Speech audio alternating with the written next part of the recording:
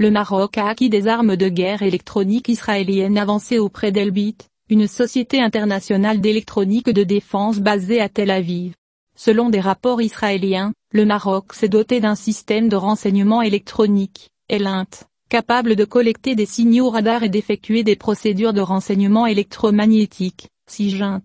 Le système vise à aider l'armée marocaine à examiner et analyser les communications de ses adversaires, ainsi qu'à collecter des renseignements sensibles. Selon Elbit, le contrat sera exécuté sur 2 ans et demi. De même, en novembre 2021, le Maroc a acheté pour 22 millions de dollars de munitions Arrow de fabrication israélienne. Un autre achat de 500 millions de dollars d'une suite de systèmes de défense aérienne Barak 8 a été officiellement annoncé en février 2022. Le ministre israélien de la Défense, Benny Gantz, a reçu l'inspecteur général des forces armées marocaines, commandant de la région sud, Belker Al-Farouk, qui était en visite officielle en Israël pour assister à la première conférence internationale sur l'innovation organisée par l'armée israélienne, dans le cadre de son plan stratégique pour 2022. L'expert en sécurité, Muhammad Al-Tayyar, a déclaré que la guerre électronique au cours des dernières décennies est devenue de plus en plus affirmée, notamment avec le développement des systèmes d'armes,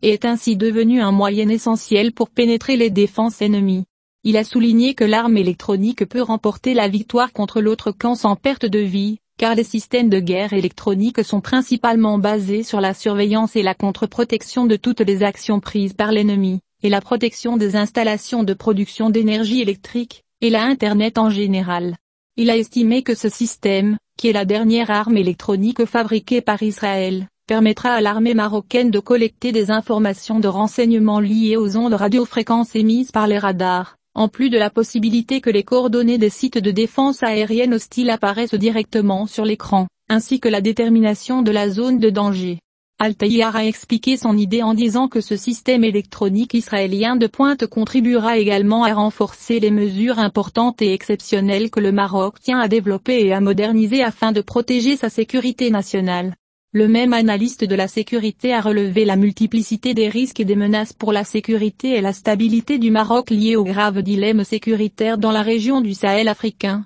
et ce qu'il sait de la propagation des groupes armés terroristes et des gangs du crime organisé actifs dans la drogue, contrebande, traite des êtres humains et migration irrégulière. Le pilote a également souligné que les efforts du régime militaire algérien et de son allié l'Iran pour cibler la sécurité nationale marocaine, par le biais des milices séparatistes du Polisario, place le Maroc face à de nouveaux défis qui nécessitent de développer des mécanismes pour y faire face.